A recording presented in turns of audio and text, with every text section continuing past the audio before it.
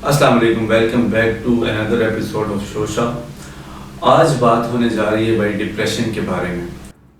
तो मैंने ये सोचा कि क्यों ना जहाँ इतनी ज़्यादा बातें हो रही हैं वहाँ इस मसले पे भी बात की जाए, क्योंकि ये बहुत से लोगों की लाइफ में इस वक्त चल रहा है और तकरीबन हर इंसान ही इसे फेस कर रहा है। चाहे वो बच्चा है, चाहे वो टीनेजर है, चाहे वो यंग है, चाहे वो बूढ़ा है। हर इंसान जो है इस वक्त इसके बारे में या इसे फेस कर रहा है।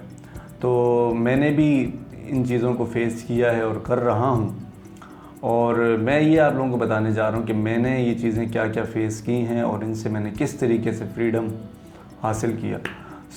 आज हम लोग इसके ऊपर बात करेंगे। मेरे पास कुछ टिप्स हैं जिनके थ्रू जो है आप ये समझ सकते हैं कि आप जो है मतलब इससे बाहर आ सकते हैं या आप डिप्रेशन से आज़ादी हासिल कर सकते हैं। तो इसमें सबसे पहले मैं आप लोगों को जो चीज़ें बताऊंगा वो पॉइंट टू पॉइंट जो है, ताकि आप लोगों को इजीली समझ में आए। तो सबसे पहले अभी हम लोग ये बात कर लेते हैं कि डिप्रेशन है क्या। जब तक हमें इसका नहीं पता होगा हम आगे कैसे जाएंगे। तो डिप्रेशन ये है कि जब इंसान किसी स्पेसिफ़िक चीज़ के बारे में सोचता है, लाइक जिस तरीके से मेरी अभी लाइफ के अंदर क्या चल रहा है, मेरी स्टडी चल रही है और मेरा जो नेक्स्ट गोल है वो ये है कि मेरी यूनिवर्सिटी से मेरी जो डिग्री है वो कब आएगी। तो मेरा सबसे ज़्यादा जो है मेरी सोच जो है वो उसी की तरफ होती है। तो मैं दिन रात उसके बारे में सोच रहा होता हूँ कि यार मैं क्या कर रहा हूँ और मेरी जो है डिग्री वो कब कंप्लीट होगी। तो ये मतलब मेरी रोज़ाना जो मेरी थिंकिंग है उसके अंदर ये चीज़ टॉप लिस्ट पे होती है। तो मैं इसके बारे में सबसे ज़्यादा सोचता हूँ। तो इंसान जब इसी तरह किसी भी चीज़ के बारे में ज़्यादा सोचता है तो फिर क्या होता है कि हर इंसान के माइंड के अंदर एक कैपेबिलिटी है, एक स्टोरेज होती है, इसीलिए अगर आप उसे कहें। तो हम लोग क्या करते हैं कि हम लोग अपनी स्टोरेज में मेमोरी ज़्यादा स्टोर कर लेते हैं, मतलब कि ज़्यादा सोचते हैं। तो ज़्यादा सोचने से क्या होता है कि अब हमारी मेमोरी तो ज़ाहिर सी बात है स्पेसिफ़िक होती है। अब हम लोग जो है उसके अंदर चीज़ें स्टोर किए जाते हैं और भरते जाते हैं। वही चीज़ सर्कुलेट कर रही होती है और कोई जवाब उसे नहीं मिल रहा होता। तो जब किसी सवाल का जवाब ना मिल रहा हो और इंसान जो है उससे नाकामी मिल रही हो या नाकामी नज़र आ रही हो या कोई मुश्किलात नज़र आ रही हो, तो फिर वो क्या होता है कि वो चीज़ इंसान के माइंड के ऊपर काफ़ी ज़्यादा हावी हो जाती है, जिस वजह से वो इंसान जो है या तो गमगीन हो जाता है बहुत ज़्यादा उससे सोचते सोचते, या तो उसको कुछ समझ में नहीं आ रहा होता। तो ये जो प्रोसेस हो रहा होता है इसे जो है बेसिकली डिप्रेशन कहते हैं। और इसकी वजह से जो है इंसान का दिमागी तवाज़ुन जो है वो बिल्कुल ख़राब हो जाता है। मतलब जो उसके सोचने की एक जो सलाहियत होती है वो बिल्कुल ख़राब हो जाती है, या आप उसे ये कह सकते हैं कि वो मतलब एक नॉर्मल इंसान से कम हो जाती है। तो जब इंसान इस चीज़ के अंदर से गुज़र रहा होता है तो उसे और भी बहुत सारी प्रॉब्लम जो है फेस वो करना पड़ती हैं। तो सबसे पहली चीज़, डिप्रेशन स्टार्ट होता कहाँ से, इंसान जो है किस एज से डिप्रेशन को ले लेता है अपने अंदर। तो अगर मैं अपनी बात करूं तो मैं जो है 5 साल की एज में आई थिंक स्कूल लग गया था। जब मैं 5 साल का था तो मैंने जो है स्कूल ज्वाइन कर लिया था।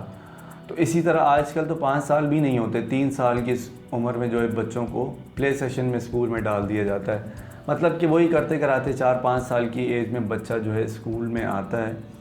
और जब बच्चा 5 साल की एज में स्कूल में आता है तो उसे क्या होता है कि रोज़ाना सुबह स्कूल जाना पड़ता है। स्कूल से वो जो है आता है दिन में 1 बजे, और अभी आता ही है तो उनके जो पेरेंट्स होते हैं वो उससे जो है नेक्स्ट जो उसकी एकेडमिक होती है उसके लिए जो है मतलब उसकी तैयारी कर रहे होते हैं। उसमें इस्लामिक स्टडी भी कह सकते हैं, जिससे हम लोग मदरसा कहते हैं।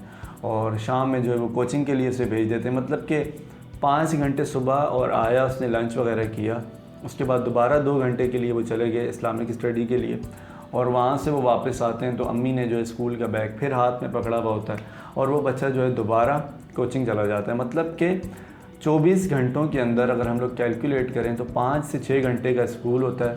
उसके बाद जो है 2 घंटे इस्लामिक स्टडी, मतलब कि 8 घंटे, और तकरीबन 2-2.5 घंटे का ट्यूशन होता है। तो ये कुल मिलाएं अगर तो तकरीबन ये 10.5-11 घंटे बनते हैं। तो एक बच्चा 5 साल का जिसकी उम्र है 5 साल, और वो अपनी 24 घंटे वाली ज़िंदगी के अंदर से सिर्फ 12 घंटे स्टडी कर रहा है। आप देखें, अब जो बच्चा 24 घंटों में से 12 घंटे स्टडी करेगा तो उसकी क्या फ़िज़िकली उसकी सेहत के ऊपर क्या फ़र्क पड़ेगा, या उसकी मेंटली हेल्थ के ऊपर क्या फ़र्क पड़ेगा, ये आप बआसानी समझ सकते हैं कि हम अगर 10 मिनट के लिए भी बुक को पकड़ लें तो किस तरीके की सूरत हाल जो है हमें फ़ेस करना पड़ती हैं, या क्या चीज़ें हम लोग देख रहे होते हैं। तो एक बच्चा 5 साल का वो जब मतलब 12 घंटे पढ़ेगा तो उसकी क्या हालत हो जाएगी, वो क्या करेगा, आप इस चीज़ का अंदाज़ा लगाएं। उसके बाद जो है इस फेज़ से जब इंसान निकलता है, ये 5 साल से लेकर 15 साल की एज तक यही चीज़ें जो है चल रही होती हैं। और इसके बाद जो है इंसान जब 15 साल से लेकर तकरीबन 22-23 साल की जो एज है, उसमें जो है लड़का या लड़की जो भी है वो स्कूल से तकरीबन जो है फ्री हो चुका होता है और उसकी जो है कॉलेज वाली स्टडी स्टार्ट हो जाती है। फिर ये होता है कि वो जब कॉलेज की स्टडी के अंदर आता है तो थोड़े से बर्डन और आ जाते हैं उसकी लाइफ में। उसमें जो है उसने अपने घर के कुछ काम भी करने होते हैं, लाइक कोई भी सामान लाना है, कोई चीज़ लानी है, उस चीज़ की टेंशन, उसके बाद जो है कॉलेज की टेंशन। और उसके बाद अगर देखा जाए तो वो इंसान जो है जो इस एज के अंदर बहुत से लोग जो हैं वो लव के चक्करों में पड़ जाते हैं, मतलब कि उनको जो है कहीं ना कहीं प्यार हो जाता है। तो इसमें मोस्टली क्या होता है कि बहुत से लोगों को, बहुत से स्टूडेंट्स को नाकामी फ़ेस करना पड़ती है। तो ये जो नाकामी उनकी ज़िंदगी में आती है, ये नाकामी जो है उनको बहुत ज़्यादा स्ट्रेस जो है दे के चली जाती है और वो इस चीज़ को जो है सोचते ही रहते हैं। 2-3 साल उनके इन्हीं चीज़ों में गुजर जाते हैं। और फिर उसके बाद जब इंसान इस एज से निकलता है तो उसके बाद जो है उसकी जो लाइफ स्टार्ट होती है, वो उसका फ्यूचर स्टार्ट हो जाता है। मतलब कि वो यूनिवर्सिटी लेवल के अंदर आ जाता है या वो अपनी करियर काउंसलिंग कर रहा होता है कि उसने अब क्या स्टेप लेना है और उसने क्या बनना है और क्या करना है। तो ये जो है सबसे, जिसे कहते हैं कि मैं भी इसी एज के अंदर दाखिल हुआ हूँ। तो ये जो एज आती है इसमें इंसान जो है बहुत से फ़ैसले, बहुत सी चीज़ें जो है कर रहा होता है और उसको ये उम्र, मेरे ख़्याल से मेरा जो अभी तक का एक्सपीरियंस है, सबसे हार्डेस्ट टाइम जो है यही है, क्योंकि ये काफ़ी मुश्किल मरहला होता है। तो इस वजह से इंसान जो है काफ़ी ज़्यादा परेशान होता है और अपने फ्यूचर के बारे में सोच रहा होता है कि उसने क्या करना है और उसे कोई जॉब मिलेगी नहीं मिलेगी, उसकी यूनिवर्सिटी कब कंप्लीट हो रही है। तो ये चीज़ें उसके माइंड में चल रही होती हैं और उसने वो ये भी सोच रहा होता है कि उसने अपना लाइफ पार्टनर कैसा चूज़ करना है, क्या करना है। तो ये चीज़ें जो है उसके माइंड में हर वक्त चल रही होती हैं और वो इनको फेस कर रहा होता है। तो इसके बाद जब इस एज से इंसान निकलता है तो उसके बाद 30 to 40 की एज जो आ जाती है, इसमें इंसान शादी कर चुका होता है और उसको जो सबसे बड़ी टेंशन होती है वो यही होती है, उसकी बीवी, उसके बच्चे, उसका घर, यही इसको मतलब इसी को चलाना होता है। और वो इसी की सारा दिन रात इसी की टेंशन में लगा हुआ होता है कि मेरे बच्चे अच्छा पढ़ जाएं और मेरे घर में जो है ये भी चीज़ आ जाए, ये भी गाड़ी आ जाए, मेरे पास ये चीज़ मैं इसे अचीव कर लूँ। बस जो है ना, जिस तरीके से दुनिया के अंदर जो चीज़ें चल रही होती हैं, उनकी यही ख्वाहिश होती है कि बस मैं सारी चीज़ें अचीव कर लूँ और ताकि मेरे बच्चों का फ्यूचर जो है अच्छा हो जाए। तो ये जो उसकी एज है होती है इंसान की, वो इसी सोच विचार में गुजर जाती है। 30 से 40 साल की जो एज होती है उसमें इंसान यही सिर्फ काम कर रहा होता है। फिर उसके बाद जो नेक्स्ट लेवल आता है 40 to 50 के दरमियान वाला, ये तो सबसे हार्डेस्ट टाइम होता है। इसमें हर माँ बाप जो है अपनी औलाद के लिए काफ़ी ज़्यादा फ़िक्रमंद होता है कि मेरी औलाद इस वक्त अभी कहाँ खड़ी हुई है और वो क्या कर रही है। उनको अपने बच्चों की शादियाँ करनी होती हैं और मतलब और बहुत से स्टेप लेने होते हैं। उनको सबसे बड़ी टेंशन यही होती है कि उनके बच्चे इस वक्त क्या कर रहे हैं और वो क्या बन रहे हैं, क्या वो लोग सेव हैं, उनका फ्यूचर अच्छा है। यही चीज़ें माँ बाप के दिमाग में एनी टाइम जो है सर्कुलेट कर रही होती हैं। तो ये जो टाइम होता है ये काफ़ी ज़्यादा मुश्किल होता है। मैं भी इन चीज़ों को देख रहा हूँ और मुझे क्योंकि पता है इसके बारे में, तो इस वजह से मैं इसे ऑब्ज़र्व कर सकता हूँ कि ये जो टाइम होता है ये काफ़ी ज़्यादा मुश्किल और सबसे ज़्यादा हार्ड टाइम यही होता है। इस एज के अंदर जो है इंसान जो है सबसे ज़्यादा सर्वाइव करना बहुत ज़्यादा मुश्किल हो जाता है। और उसके बाद तो जो नेक्स्ट लेवल होता है 50 to 60, मतलब कि इंसान जो है बुढ़ापे के अंदर दाखिल हो जाता है। और जो बुढ़ापा होता है उसमें तो आपको पता है कि इंसान किसी काम का नहीं रहता, मतलब कि वो जो है ना उठ सकते हैं ना बैठ सकते हैं, बीमारियों ने हर तरफ से जकड़ा हुआ होता है इंसान को। और बस इंसान की यही होती है कि मैंने ये दवा लेनी है, इधर दर्द हो रहा है, उधर दर्द हो रहा है, दांत नहीं होते, खा नहीं सकते, पी नहीं सकते, बस यही टेंशन। और इसी तरह यही चीज़ें फेस करते करते इंसान की जो ज़िंदगी है वो ख़त्म हो। ये तो हमने बात कर ली कि डिप्रेशन के जो फेजेस थे और एज बाय एज हम लोगों ने इस चीज़ को डिस्कस किया कि हम लोगों ने मतलब हम लोग क्या क्या चीज़ें जो है फेस करते हैं और किस तरीके का हम लोगों को डिप्रेशन जो है फेस करना पड़ा। अच्छा, तो अभी हम लोग ये बात कर लेते हैं कि हमने इस स्ट्रेस और इस डिप्रेशन के अंदर से निकलना कैसे, जिसके लिए ये जो वीडियो बन रही है मेन मकसद इसका ये है। तो मैंने अपनी 20 साल ज़िंदगी के अंदर जो जो एक्सपीरियंसेस देखे, जो जो चीज़ें मैंने फेस की हैं, उसके अंदर से मैंने जो चीज़ें अख़ज़ की हैं और मैंने जिस तरीके से अपने आप को बचाया है, अभी मैं वो आप लोगों तक शेयर करने जा रहा हूँ। वो टिप्स वो ये हैं कि आजकल की जो यूथ है, सबसे पहले अगर मैं ये बात करूँ तो वो अपना स्ट्रेस दूर करने के लिए मेडिसिन को अपनी लाइफ के अंदर जो है इम्प्लीमेंट कर रहे हैं। मेडिसिन से जो है वो अपना टेम्परेरी तौर पे अपने लिए एक सुकून लेके आ रहे हैं। तो उससे क्या होता है कि वक्ती तौर पे तो उनको आराम मिल जाता है, वक्ती तौर पे उनको जो है नींद आ जाती है और वो जो है ये समझते हैं कि उनका स्ट्रेस दूर हो चुका है। लेकिन ये इस मसले का हल नहीं है। जब भी इंसान किसी भी किस्म की कोई भी मेडिसिन लेता है तो उसके साइड इफ़ेक्ट भी होते हैं।